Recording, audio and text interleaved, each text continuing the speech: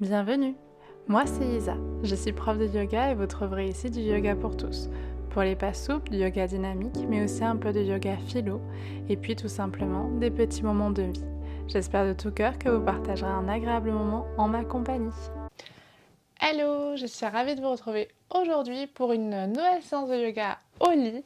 Alors vous allez voir, cette séance, elle va être hyper douce et l'idée ça va vraiment être de vous amener dans un état de calme, de détente pour vous préparer à bien dormir. Pour cette séance, vous n'avez besoin de rien. Par contre, pour les personnes qui ont souvent mal aux genoux, peut-être qu'il y aura des postures qui vont être un peu compliquées ou un peu douloureuses. Donc dans ces cas-là, vous ne forcez pas. Il faut vraiment que les postures de yoga soient le moins douloureuses possible. Pas douloureuse du tout dans l'idéal et surtout très confortable. Vous allez avoir besoin d'un petit pan de mur pour la fin de séance, donc si vous voulez déjà appuyer sur pause, enlever l'oreiller qui gêne ou voilà, faire en sorte d'avoir un petit espace de mur au niveau de votre lit, ça peut être super, comme ça vous serez plus embêté pour la suite de la séance. Si c'est bon pour vous, on va pouvoir commencer. On va commencer aujourd'hui en Baddha Konasana, donc je vais vous inviter à placer les plantes de pied l'une contre l'autre, de manière à ce que vous soyez confortable, peut-être attraper soit les chevilles par l'avant, soit passer juste en dessous des chevilles pour les attraper. Ça permet d'ouvrir un tout petit peu plus la région du cœur. Je vous inviterai maintenant à fermer les yeux.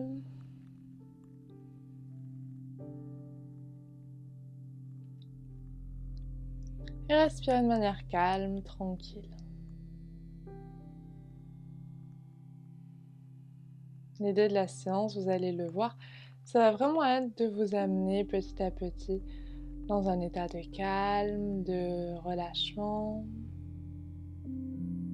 pour vous aider à enlever un petit peu toutes les couches de soucis, de tracas de la journée qui parfois de nouveau font surface la nuit. Juste respirer de manière calme et douce.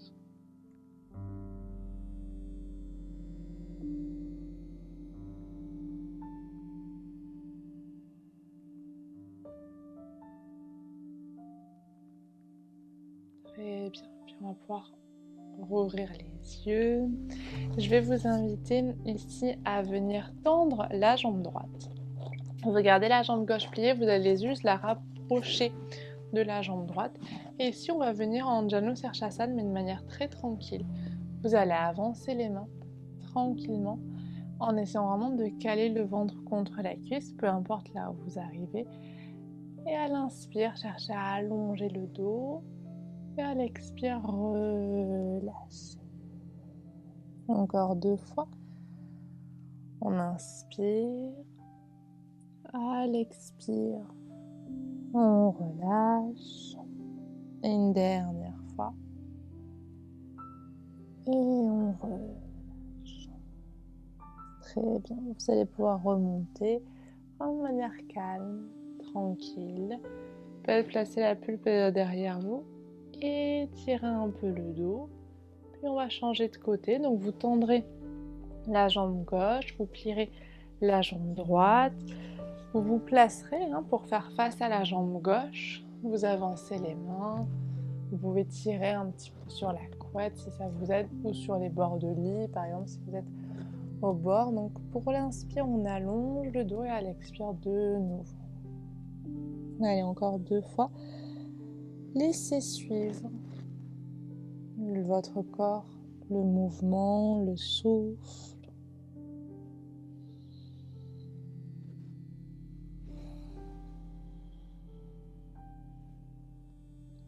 Puis on pourra remonter gentiment, tranquille. Parfait. On va venir s'installer à 4 pattes juste quelques instants. On va venir étirer un peu les épaules. Donc, vous vous installez avec les mains en dessous des épaules. On va venir ouvrir le bras droit vers l'extérieur, puis vous allez l'amener à gauche. Et là, vous allez vraiment chercher à poser l'épaule gauche. Donc, tournez la tête de manière à regarder la main droite et étirez le bras gauche loin, loin, loin devant vous.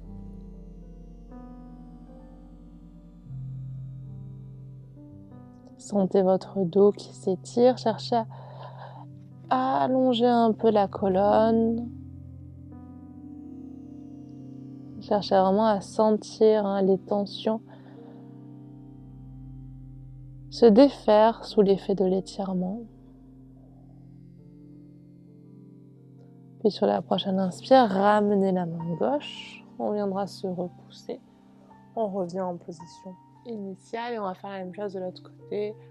On ouvre le bras gauche à gauche, on vient le placer à droite, placez bien l'épaule, suivez la main gauche du regard et étirez le bras droit vers l'avant. Essayez de faire en sorte que cette posture soit la plus confortable pour vous. Et prenez bien le temps de bien détendre le poignet gauche. La seule action qui reste, c'est vraiment au niveau du bras avant, en fait, du bras droit en l'occurrence ici. Et cherchez à bien allonger la colonne. Si vous voyez que vous déviez un peu d'un côté avec le bassin, remettez-vous dans l'axe, repoussez un peu les fesses en arrière. Très bien, dernière belle inspire. Et à l'expire, on va ramener la main droite vers soi. Et on pourra venir se reposer. On va maintenant venir dans la posture du demi-pigeon. Donc là où vous êtes, vous allez venir avancer les bras un peu plus vers l'avant. Vous allez venir placer le genou droit plié et vous allez tendre la jambe gauche en arrière. On ne veut pas avoir le tibia droit totalement parallèle à l'avant du lit ou que sais-je. Vous pliez la jambe comme c'est le plus confortable et vous allez poser les coudes au sol. Cherchez à avoir la jambe gauche bien dégagée de manière à ce qu'elle soit bien tendue. Vous pouvez rester sur les coudes ou si vous le souhaitez, vous pouvez poser les mains l'une sur l'autre, poser le front sur les mains et respirer ici.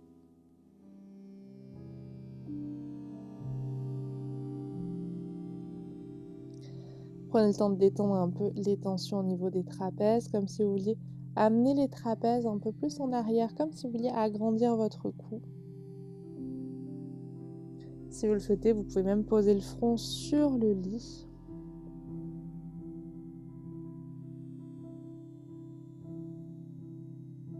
Et laissez la respiration faire le travail.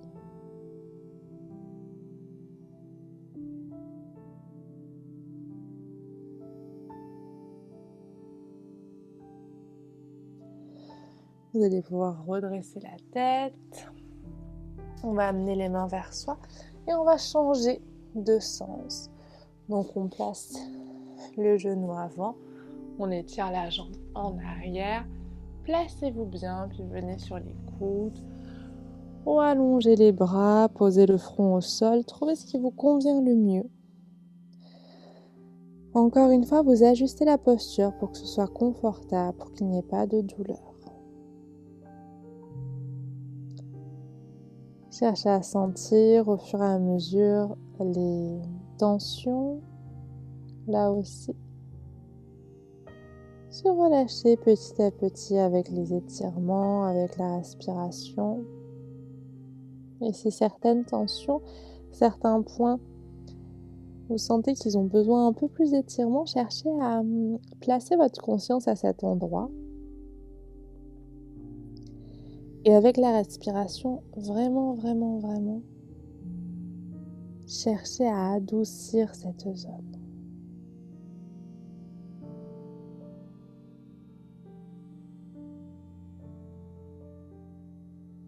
Nickel.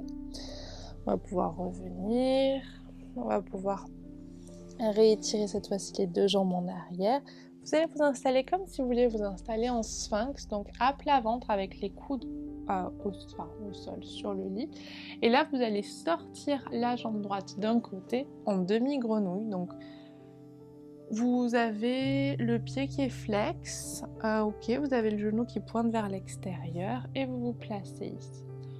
Il se peut que ça vous fasse pas beaucoup d'étirements au début, c'est pas grave, mais faites-moi confiance, on va aller dans une posture ensuite qui sera peut-être un peu plus intense. Donc vous respirez ici, si vous le souhaitez, vous pouvez vraiment relâcher tout, poser le front sur les mains et juste ressentir.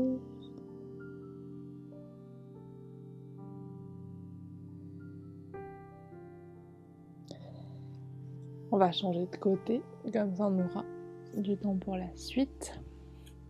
On ouvre la jambe gauche, on plie le pied, enfin on a le pied flex.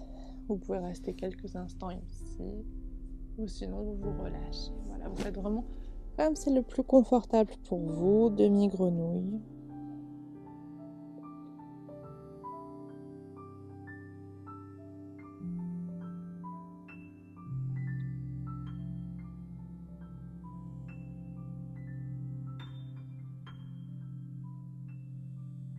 Laissez la respiration continuer à accompagner le délassement de vos muscles. Et on pourra soulever la tête, venir se repousser et on va venir s'installer en grenouille complète. Donc pour cela, vous allez avoir les genoux bien écartés, les pieds flex qui pointent vers le côté et vous allez pouvoir poser les coudes à plat sur le lit. Observez si c'est confortable, si c'est pas confortable. C'est parfois assez intense, mais le faire sur le lit, l'avantage c'est qu'on n'a pas la dureté du sol, on n'a pas de couverture à placer ni quoi que ce soit. Donc c'est que c'est beaucoup plus doux et personnellement je trouve ça beaucoup plus accessible. Donc vous respirez. Si vous voulez écarter un peu les coudes, placer les mains l'une sur l'autre, poser le front, vous pouvez.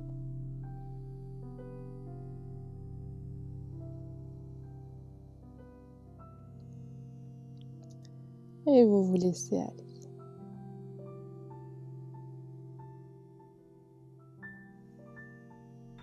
Allez, une dernière belle inspire. On va venir se repousser.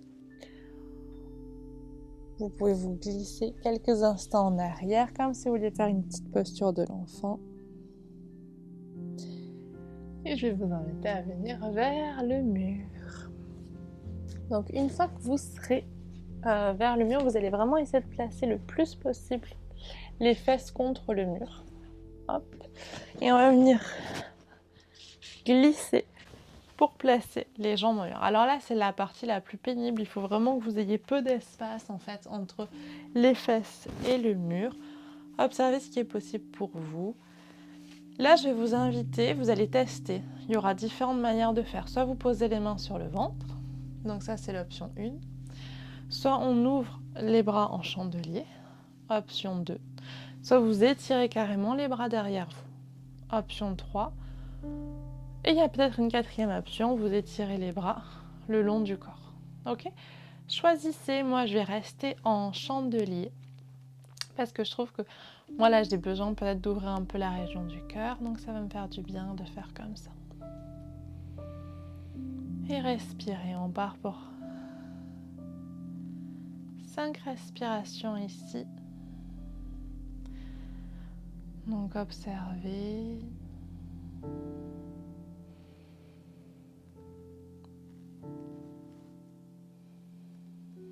Chaque respiration, ce qu'elle amène. Peut-être chercher à faire durer les expirations.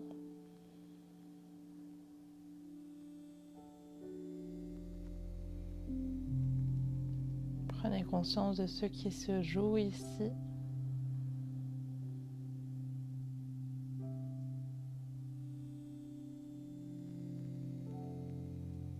Prenez conscience du calme.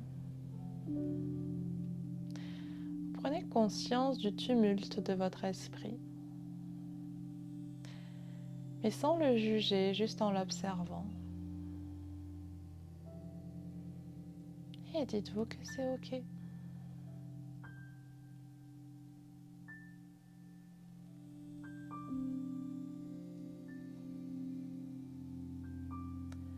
On va faire une dernière belle respiration.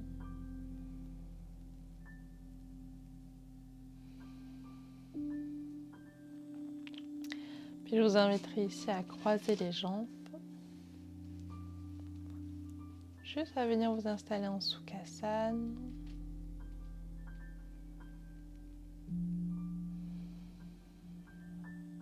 quelques instants.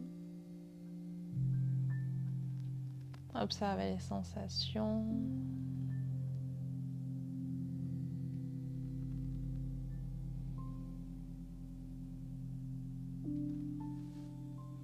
Puis réétirez les jambes. Et on va changer le croisement des jambes.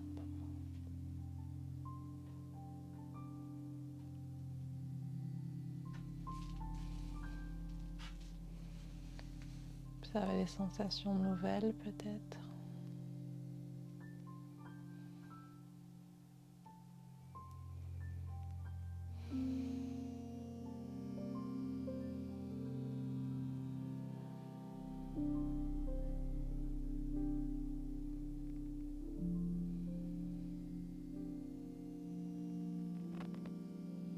Respirez en prenant conscience de chacune des parties de votre corps.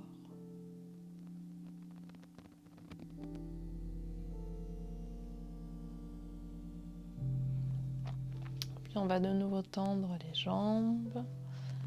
Cherchez à bien étirer. Donc vous pouvez chercher à écarter un peu les orteils, à tirer les boules des gros orteils vers le ciel, puis inverser, donc pointer les pieds comme ça nous fait un peu travailler la cheville.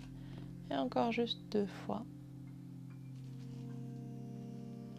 Et une dernière fois.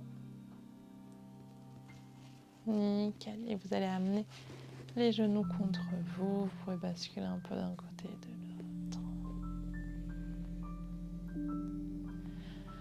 Puis je vais vous inviter à vous repousser un tout petit peu du mur.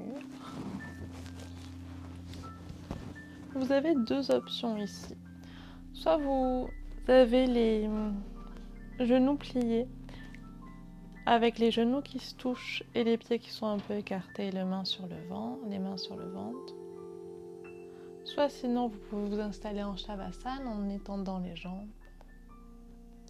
Soit sinon vous pouvez encore rester quelques instants en Apanasana.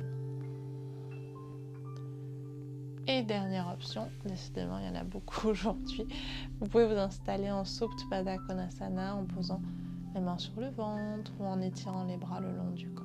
Trouvez la posture qui vous apaise le plus, qui vous permettra le plus facilement de rester calme pendant ce qui va suivre. Donc ce sera une petite relaxation avec une petite lecture. Donc une fois que vous avez choisi votre posture, vous resterez dans la posture. Moi, je me relève, mais vous restez bien comme vous êtes. Et simplement ici, observez la respiration, le calme qui s'installe.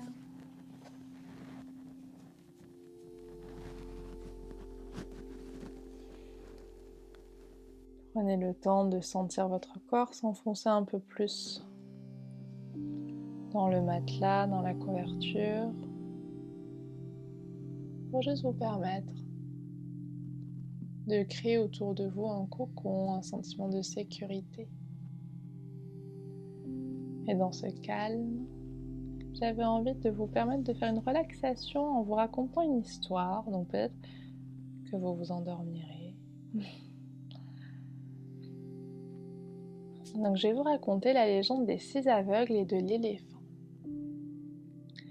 Il était une fois 6 aveugles. Ils apprirent un jour que le prince du royaume avait acquis un nouvel éléphant. Ils avaient entendu parler des éléphants, mais ils n'en avaient jamais approché.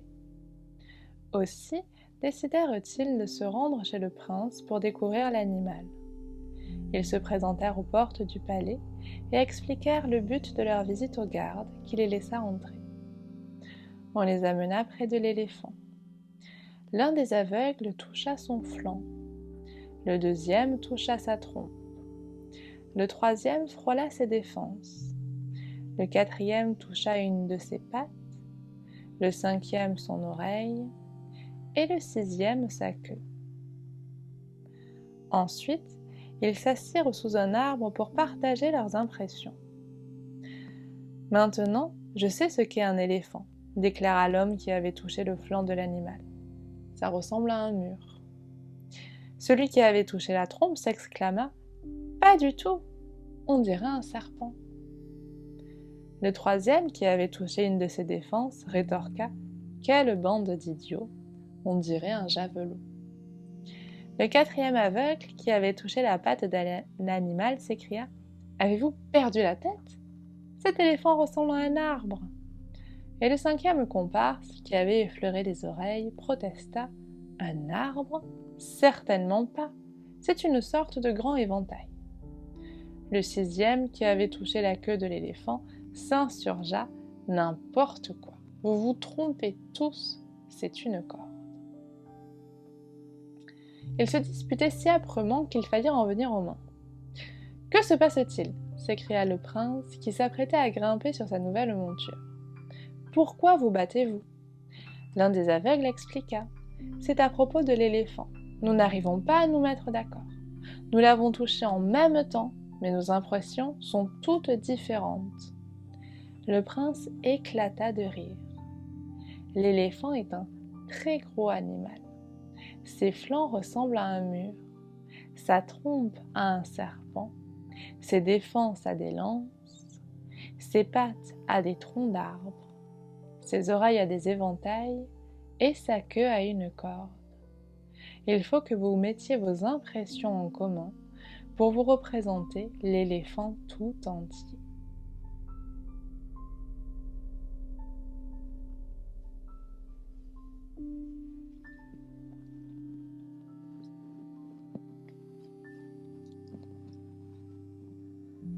Simplement ici,